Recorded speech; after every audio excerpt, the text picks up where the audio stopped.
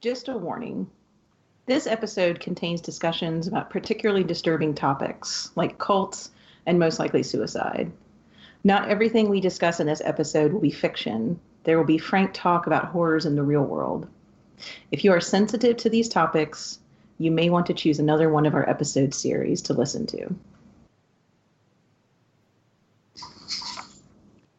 These children that come at you with knives, they are your children.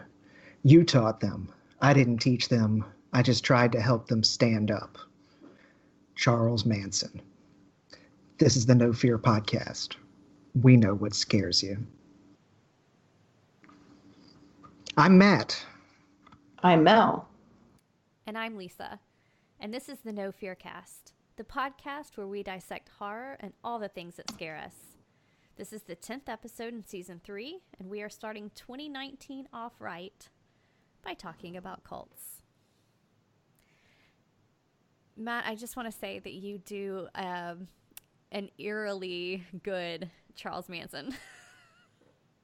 I don't know if I should say thank you or be like worried. I don't know if I meant that as a compliment. Yeah, that was good. That was also a very, I mean, it was an eerie quote anyway, but then to hear that it was Charles Manson just adds a little bit of an extra layer to it. So as we jump into this episode series, we thought we'd start off first just by talking a little bit in general about cults.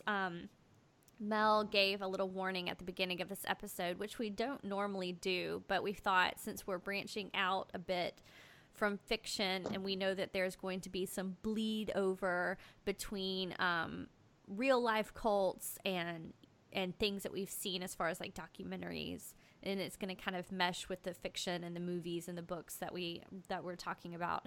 We wanted to offer a little bit of a warning because we're going to do our best to be sensitive towards these topics as we discuss them, because inevitably when you talk about something like a cult, it quickly treads into some not so nice territory. And so we're just kind of putting that warning out there that we're going to do our best to talk about what is most likely going to be a sensitive subject as best we can, but we also wanted to put that warning out there for people. When I first started thinking about doing this cult series, or when we were talking about it, I just kind of posted something on my Facebook, and it was just my personal Facebook page about it, and almost immediately started getting responses. I think I said something like, I want to read more about cults, or I'm researching cults, or something like that. And it ended up getting over 40 responses, which I was very shocked by. Apparently people like to talk about cults, and there was so much more out there than I had even realized. But I think before we really even get talking about it, about how popular it is even today in 2019 and how much people want to talk about the subject, is first I think we need to define what a cult actually is. I think we all have an idea of what it is, but I don't know if we know exactly what we're talking about when we're talking about cults. Well, I guess I'll jump into this a little bit with kind of my own definition, because I know when we were talking before we actually started recording that I think it was you, Mel, that mentioned use of the word cult to not always be a bad thing necessarily. Like when you're talking about movies, there are cult classics and things like that. But talking about a cult in, like, I guess the religious sense, I always think of definitely small-ish in terms of numbers, fairly new, out on the fringes of whatever religion that it's coming out of. Usually Christianity, but not always. But almost always led by some sort of charismatic leader.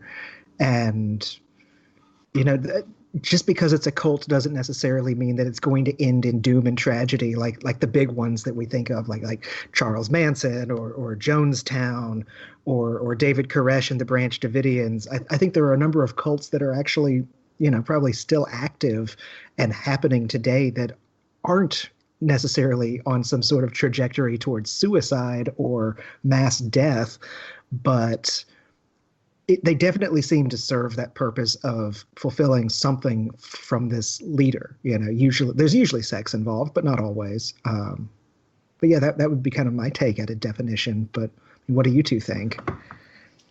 I agree with a lot of what you're saying, Matt. It seems like, in some of the reading that we were doing for this episode, I think it was in an article from The Guardian that you shared with us, Lisa. The writer was talking about how kind of originally, or back in the day, I guess, as people say now, cult just meant to worship. So you have a kind of a cult of followers who are worshiping some sort of deity, and you have rituals and offerings. And today, I mean, we would think of that as religion, as you were saying, Matt, like you have some sort of religion, but then cult in the negative term, like you're describing, seems to me to, like you said, it gets more narrow, more fringy. The worship is of a person, like a charismatic person. And then I would add like isolation to that as well. It often seems like when cults start turning more and more negative or becoming damaging or destructive to their members, it's usually because there's strict control over their lives, and also kind of isolating them. So there seems to be this moment where they completely turn away from their past, religion, family, friends, all of that, just to focus on their adoration of this particular charismatic leader. And then there also seems to be this kind of like us and them distinction as well. Like other people won't understand you, and that's why they're trying to pull you out of this. And so this kind of absolute unquestioning devotion to that charismatic person, but also this kind of control over how you speak, how you behave, the money that you make goes to someone else. Everything becomes in service to this thing. That seems to be where the kind of destructive or more damaging aspects of cults come from. Like when you're talking to someone about a cult, that seems to be what people mostly think about. Like that's what comes to my mind when someone says the word cult, is not like its original meaning of religious worship, but more like being controlled by someone or having your worship or your life, your finances controlled by someone else.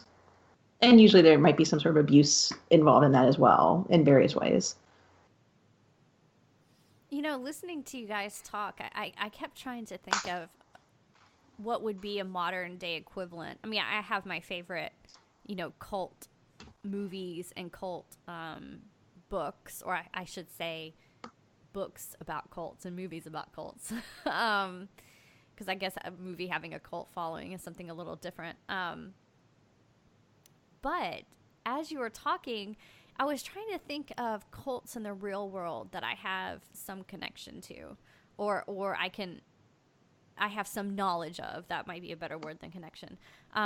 Because a lot of the ones that we mentioned earlier, Matt, you mentioned like Jonestown or Charles Manson, they seem removed from us because we learned about them through history, or we've read about them, or as with the Branch Davidians, maybe you were old enough as I was to remember seeing it on TV. Even though I didn't fully understand what happened, I remembered being really scared by it. And of course, you have to mention things like Scientology too, right? Because that's probably the biggest one that we still have today that people are talking about with various podcasts and television shows and books. And it fits everything that you're talking about, this us versus them mentality. Mel, I liked the way you were describing the way they isolate you by convincing you not only that you have to be unflinchingly loyal to the group and to the leader of the group, but that there are also going to be people who are trying to pull you out of that, and therefore they're the enemy. So they're the ones you have to distance yourself from. And of course, that just adds to, I guess, the loyalty you have now to this person, because if they've cut you off from family and friends, then you have nowhere else to turn.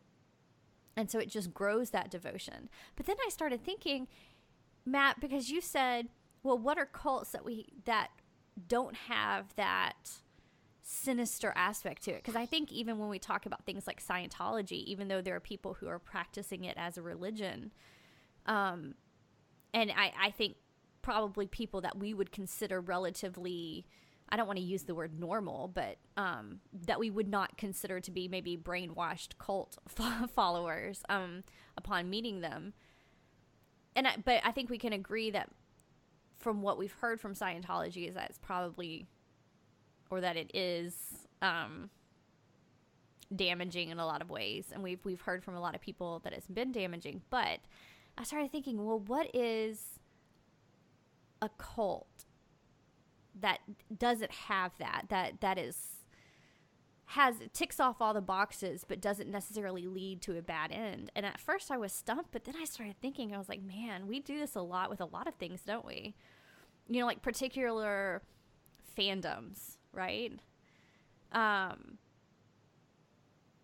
instance, maybe if you're a Marvel fan, you know, and any other superhero from any other, I won't mention any other people other than Marvel, but you know that they're kind of like, nope, these are my people, and they even have languages. And I was thinking, even somebody pointed this out to me the other day. I really love Disney. Like, I love Disney. I love watching Disney movies. I love going to Disney World, and they have their own language to describe certain things. I was talking to somebody the other day about Disney bounding, which is when people dress up like their favorite character, or dress like their favorite character, not in costume, but almost like in a real world setting, if that makes sense. And I started thinking about that, and I was like, oh my gosh, like, you could really say something like that was a cult. Because if somebody says, I don't like Disney, I start looking at them like, what are you talking about?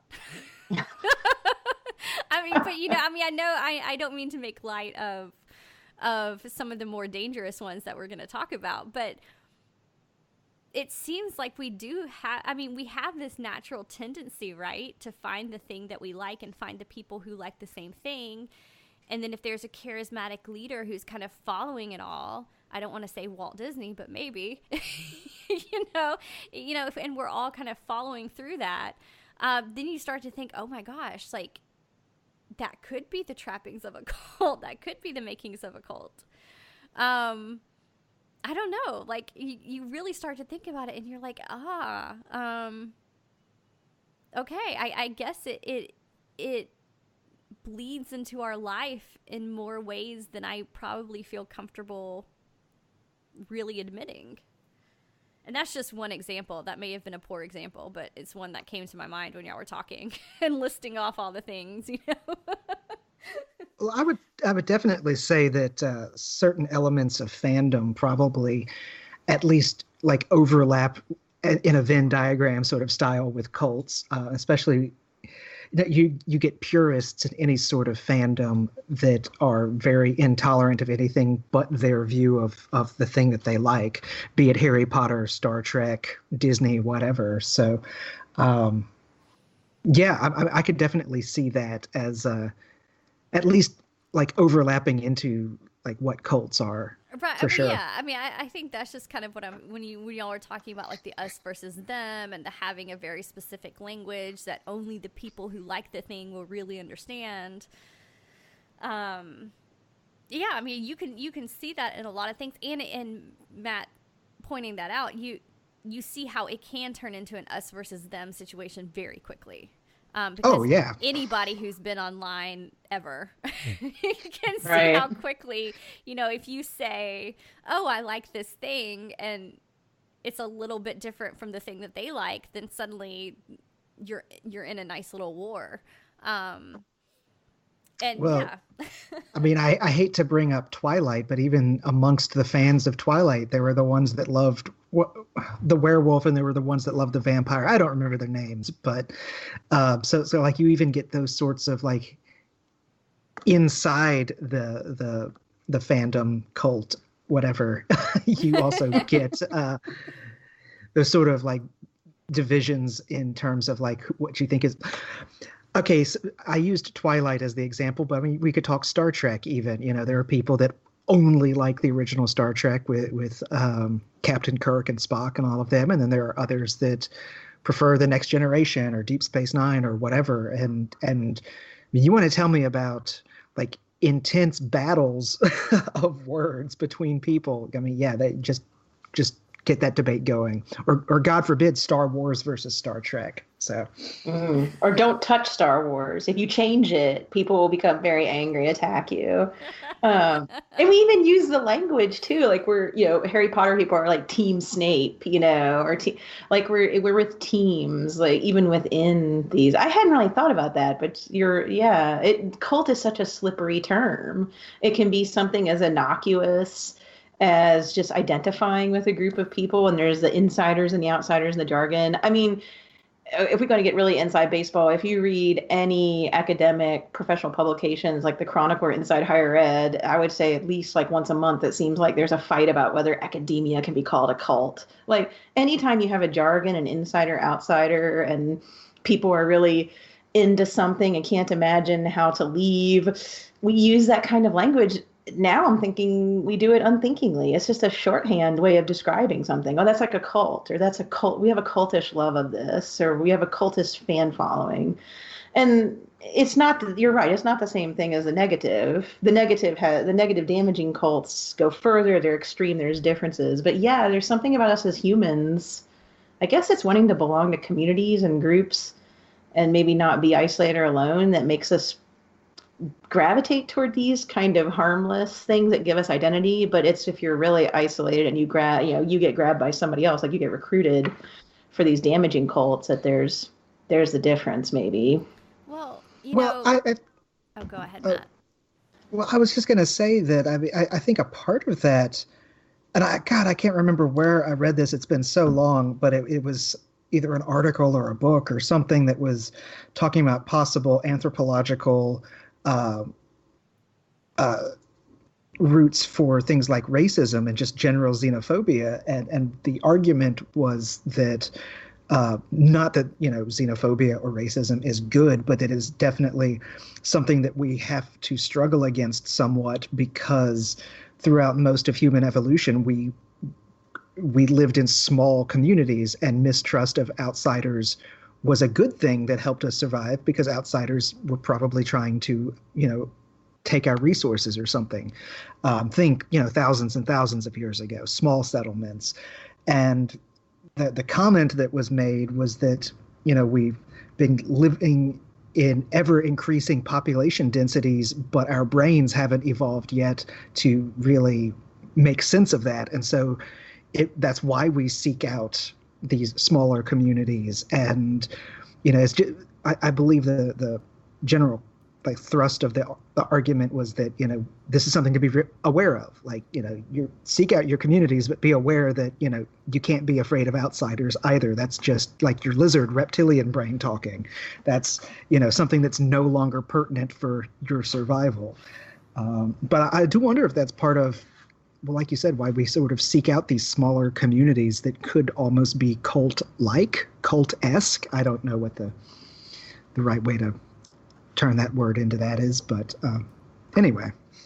Yeah, I think you make a good point there, because, I mean, there's a lot of things that our evolutionary brain is still holding on to that we don't need anymore.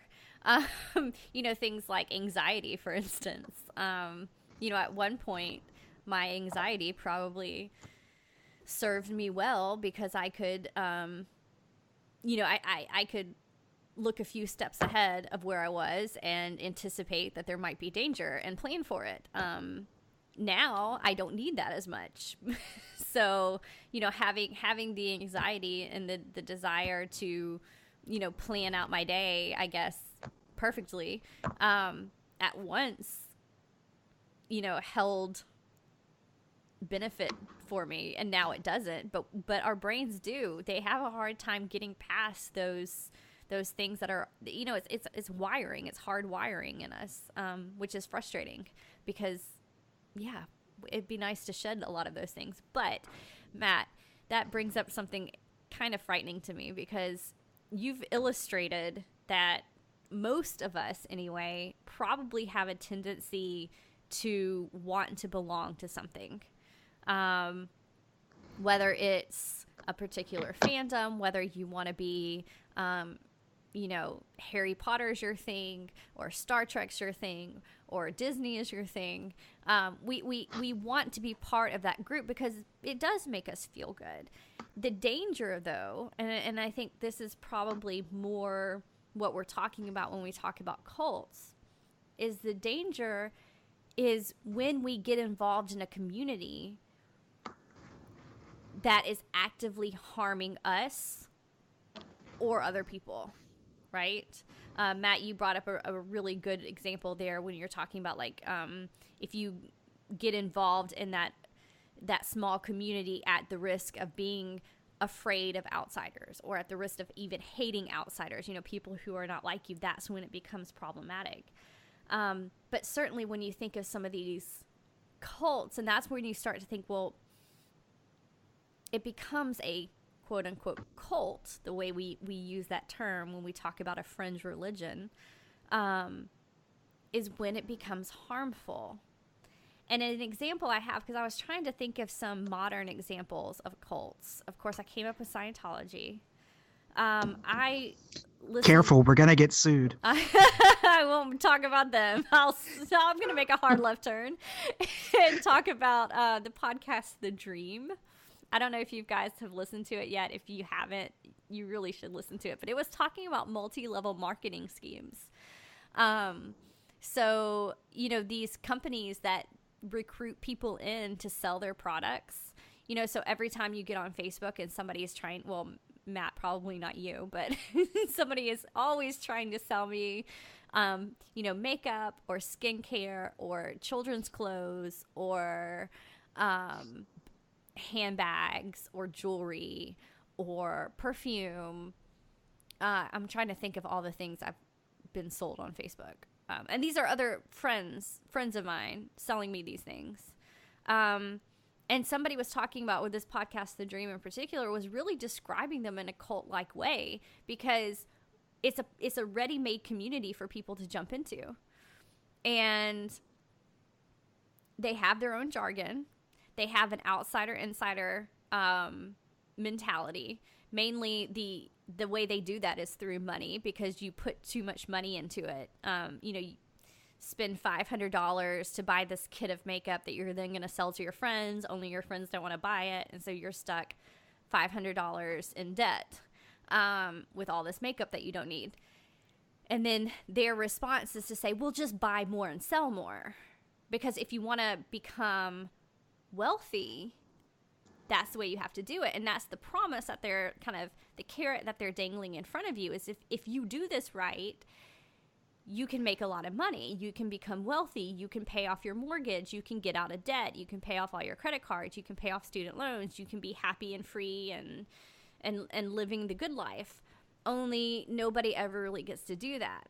And I started to think, that's really the core definition when we're trying to say, okay, what is a harmless social group or what is a harmless fandom? When does it become like a sinister, something dangerous? And I think that really is where that's the line, at least for me, is when whatever the group is, if their leader is promising you something that you really can never attain, that's when it becomes problematic. Sorry. No, I'm really curious to hear what you think about that. I completely agree with you, and I just wanted to point out, maybe draw out something that you said, and maybe go further with it, is this this idea that any failing that happens is your fault, not the fault of the system or the fault of the leader. Like, it turns everything back on you. And I've listened to a couple of different podcasts that we'll probably also talk about some recent cults or cult adjacent things. One of them being Escaping NXIVM, which, for those of you that don't know, was a kind of hybrid multi-level marketing thing that was also partly a sex cult, and it involved Allison Mack, the actress from the show Smallville. But one of the things that they talked about a lot was because they would actually focused on a person who had just recently left the group after being in there for like 10 or 15 years, something like that. but that any failing that happened was because you weren't trying hard enough. You weren't doing the steps just correctly. You weren't selling to your best or doing whatever. And so, and I think that would kind of go across the board for most cults. And that's another one of those ways that sort of helps sort of consolidate that sort of power, but also, I mean, I hesitate to use the word brainwash, but definitely, get you thinking in a sort of way that's like, oh, well, I didn't meet my sales goals, or, I didn't meet X goal for whatever religious thing. I'm to blame, not the cult leader, not the cult itself. I'm to blame. I should try harder. And that just kind of like locks you in tighter almost. I mean, it's like being constricted by a python or something. Like every time you breathe in, it clenches a little tighter around your brain. And it also starts to break down yourself, right? And your identity, because you're trying harder and harder to be what this person is telling you to be. And they're saying you're failing at it. So it's like breaking you down so that you can find your identity within only this particular thing. It's very exploitative. Oh, yeah. Breaking you down while also saying, but you do have the potential to be this person, but you're failing right now. Follow the steps better and more faithfully, and you will. Yeah. Oh, yeah. The psychology in it is so manipulative, like you said, exploitative. Well, it is, and I think that is one thing that maybe, because this is the other thing I think about cults that I'm particularly fascinated about, and that is our fascination with them.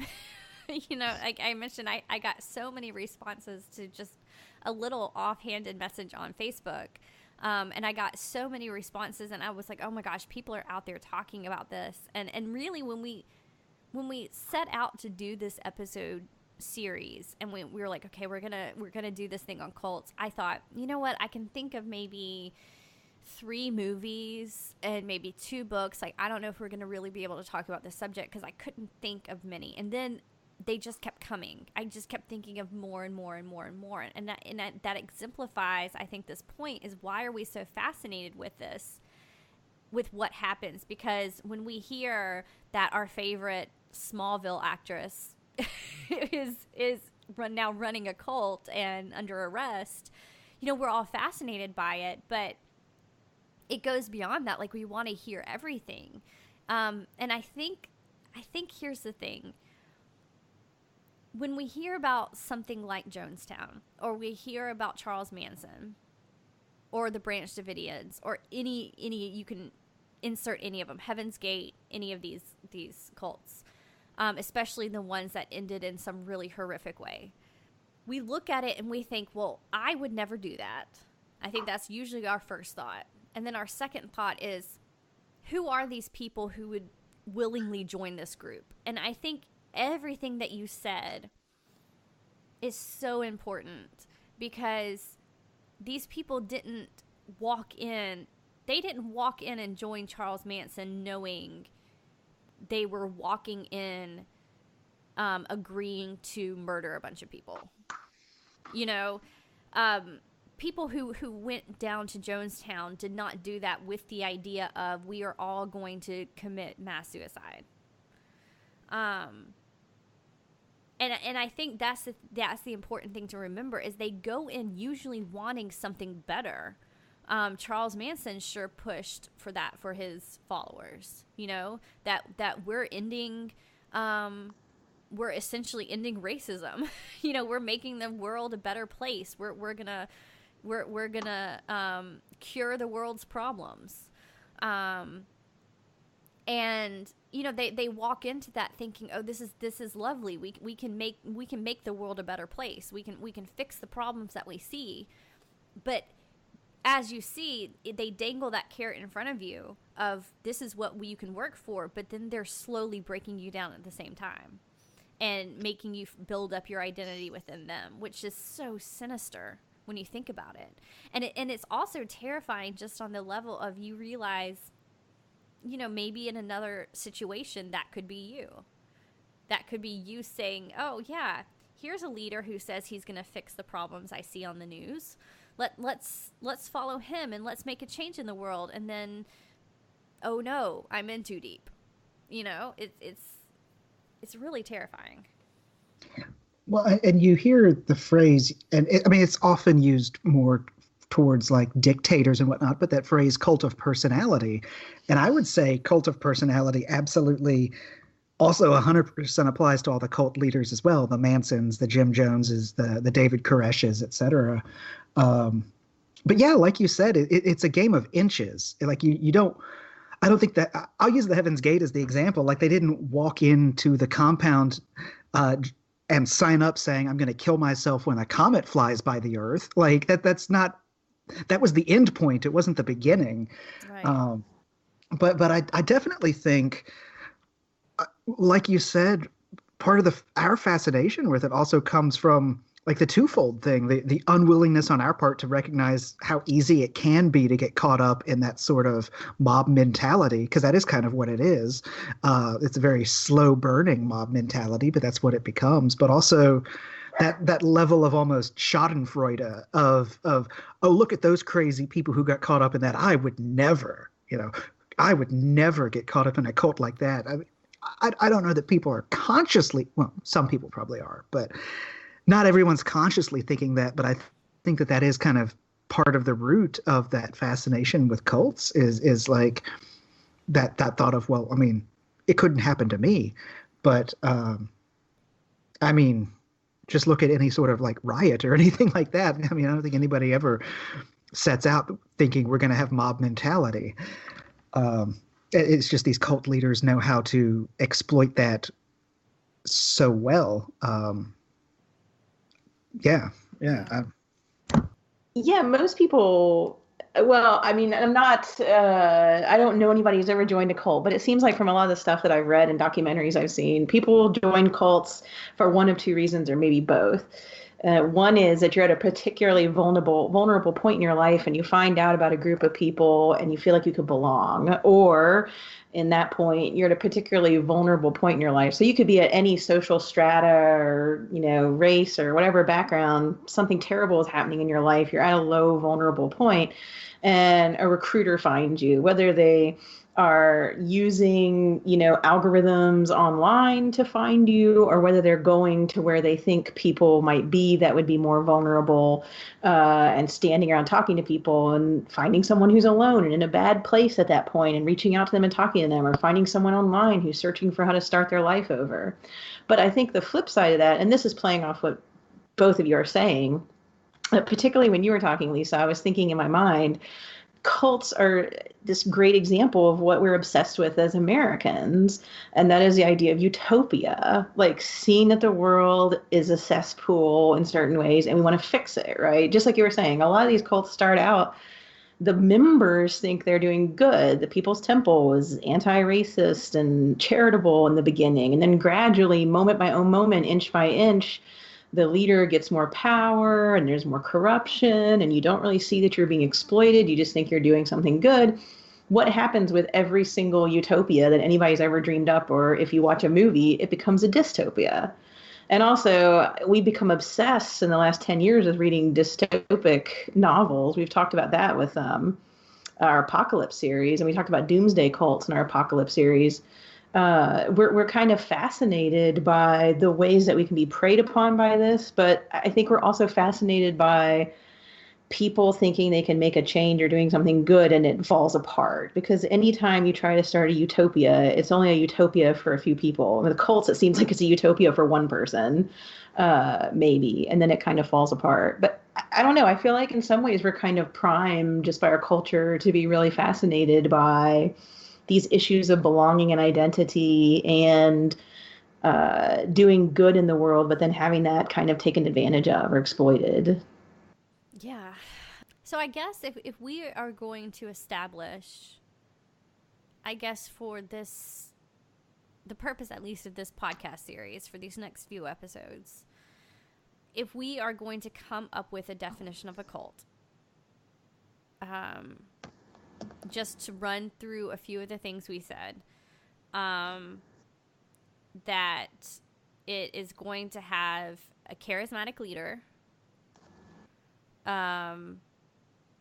We should add probably a charismatic leader who is a strict authoritarian.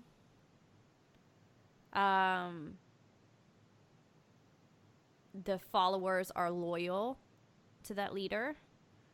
They're loyal to the leader usually through actions and through money, and probably through living situations, because a lot of them live together in some sort of communal living type of situation.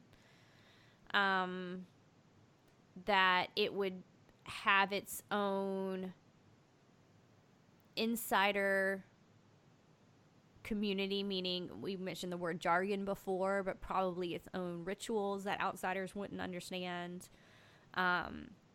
The leader would probably dictate how the people live. A lot of times there's talk about either what they can or cannot eat, or when they can and cannot eat. I know that was an issue with, we brought up the NXIVM one.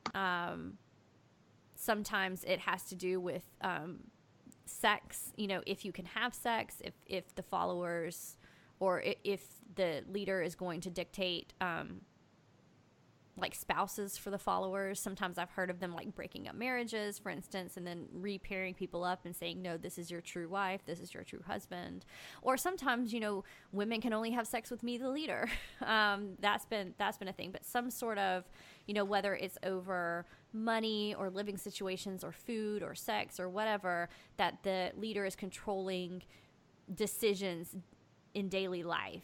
Which, and I'll just add this as a little asterisk here, that may be another appeal early on of these groups, is that if you see how just absolute crap the world is and you're just exhausted by it, sometimes having somebody take over control of your life and even just day-to-day decisions is probably pretty freeing, at least in the beginning. Just to have somebody lay out, look, you're not going to worry about going to work. Just give me your money and I'll make sure you have what you need. You're not going to worry about what to eat or where to get it. I'm going to tell you what to eat. That probably holds some appeal. I think it's the isolation and the giving up control to one person. And usually because people will take that power and run with it in a very bad direction, that's where we get these kind of destructive cults. And I think we'll go ahead and say that that's what we're talking about. So even though other things can be cult-like or cult-adjacent, and certainly you could even, make that claim for, well, aren't most religions cults? Well, yes and no. I mean, they tick some of the boxes, but not all religions are destructive for people. And so I think we need to look at that as we're moving towards a definition, is that, these are going to end up being destructive in one way or another. Whether you lose all your money, or you lose relationships to friends and family, or you ultimately lose your life, or somebody else gets hurt. That's part of the definition of how we're using this word cult. Did I forget anything? That seemed pretty pretty comprehensive to me. Yeah, me too. It seemed pretty thorough. Well, I mean, just kind of thinking, because at first I was just, when we first started this, as we were talking, I'm like, wait, we've opened this up way, way too much, because there are a lot of things. I must belong to a lot of cults.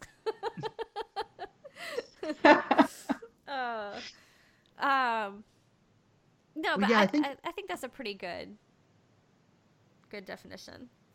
Yeah, especially that idea of the sinister nature of it, the harming part of it, that it's harming either you or other people or both in some way. I think that would be a really not the only big part of that definition, but definitely something to kind of like focus on in what separates your love of Disney from, the Branch Davidians or something like that. Right. Well, and also that you're manipulated into the harm as well. Like you Yes, feel like the yes. harm is good for you. So like you feel you trust that this person is telling you that if you drink this beverage or you do whatever and you die, you're not really dying. It's just a translation or something. But and you trust that, and I think it's the harm, but it's also the being manipulated into the harm in a way that, like, if the manipulation wasn't there and the inch by inch, as you put it, Matt, that people wouldn't do these horrible things. Well, I guess then 'cause we've got about 10 minutes or so left in our normal, runtime. Maybe we could kind of focus for this last little bit on the horror side of it, because we are a horror podcast. We focus on, the thing, as we say, we know what scares you. I mean, I don't want to speak for both of you, so I would definitely want you both to have a chance to chime in and say your piece. But for me, I think part of the scary thing is that sense of that loss of self that we've kind of danced around a couple of times in this episode. Like, it's come up, but we haven't really focused on it. I think for me, that's a big part of the horror, and not just the loss of self, but almost the loss of what the distortion of what I think I am into something different. I'm not the kind of person who's going to kill myself because there's a comet coming by, but I'm really scared that if I were to get manipulated by the right person doing the right things, twisting things just the right way, that I could end up like that. And that's a scary thing for me, because I like to think of myself as fairly intelligent, fairly strong convictions, and fairly moral. So, I'm not going to be doing those sorts of things. But for me, that sort of fear is that it could be possible that joining a cult could happen to anyone, because it does happen to regular people,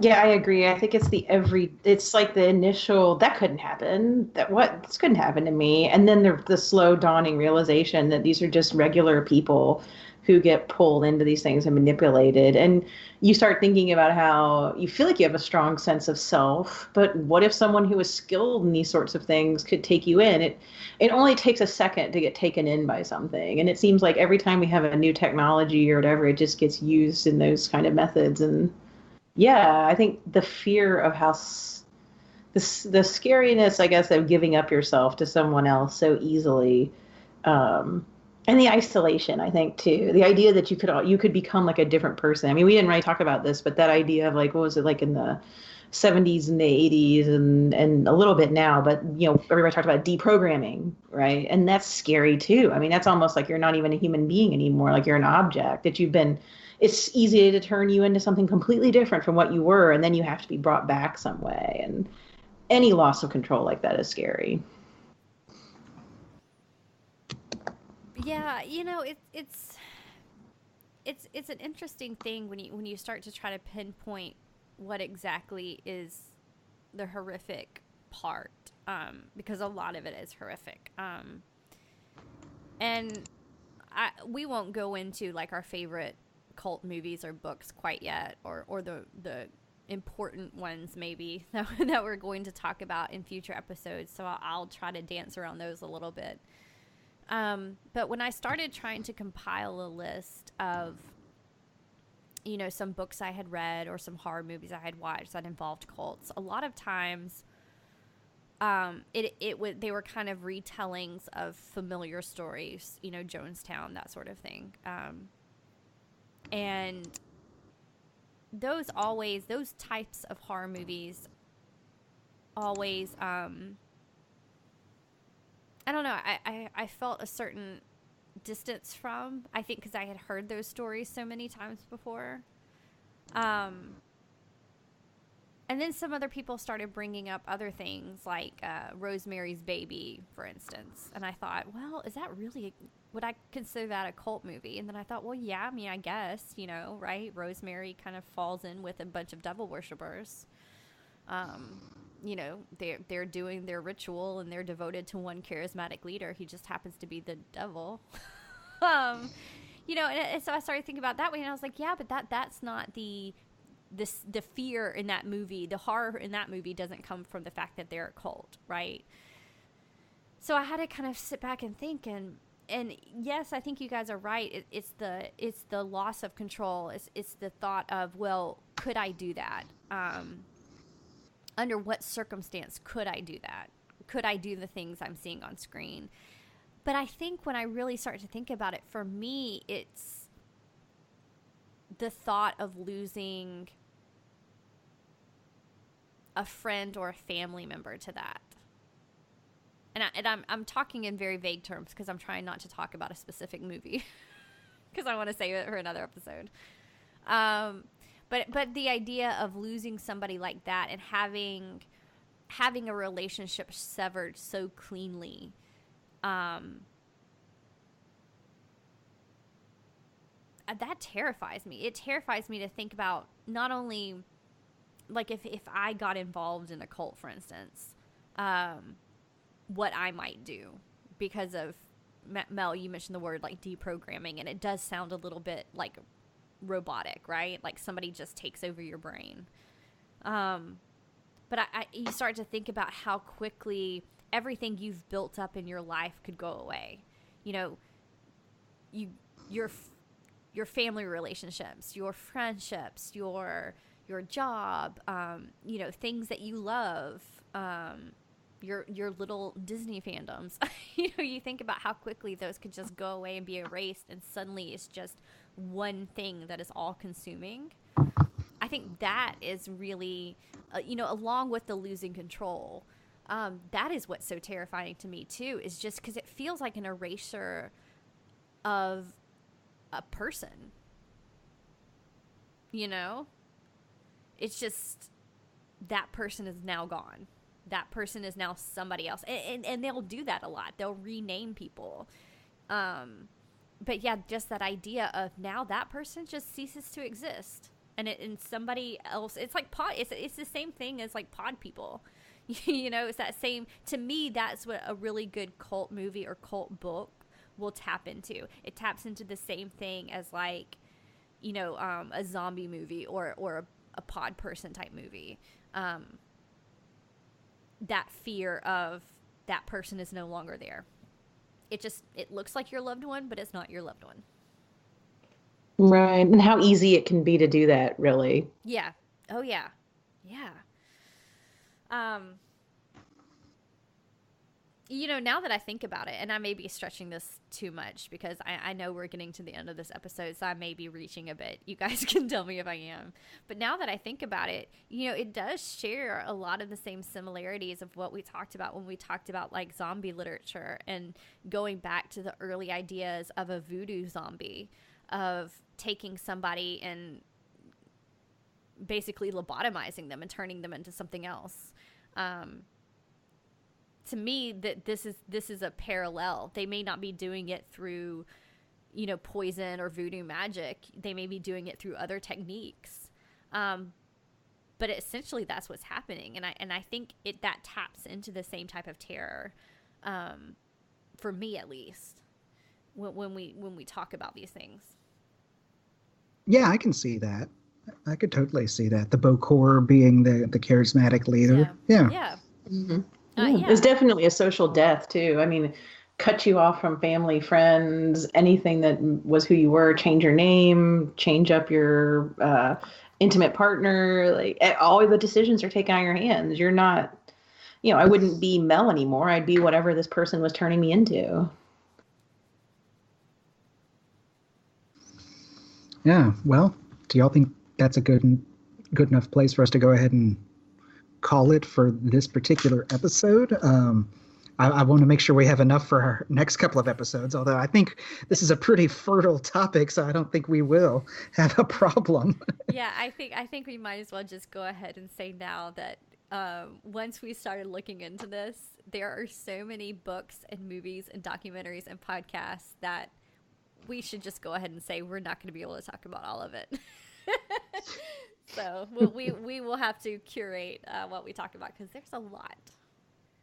Okay, well, I'm really not sure after talking about this if we came up with a really great definition of what a cult is, or if we just confuse the matter more. But I do know this: I'm really excited for our next episode in this series. We are going to talk about some of our favorite cults in both popular culture. Over the next few episodes, we're going to talk about our favorite cults that appear in fiction and books and in movies. I'm sure there'll be, some talk about what's happening in the news and some of our favorite podcasts and that sort of thing peppered through. But there's a lot, and I'm excited to really dig into this a little bit because I think there's a lot of ground there. So thank you for listening, and please let us know if there's a favorite cult movie or cult book or documentary that you like. Find us on social media. We're on Facebook and Twitter and Instagram. We have a website, www.nofearcast.com. Just find us somewhere out there and let us know, because you know what? We really want to hear from you, and we want to be able to talk about some of your favorites too, and not just our favorites. Anyway, so thank you so much for listening, and we will talk to you soon.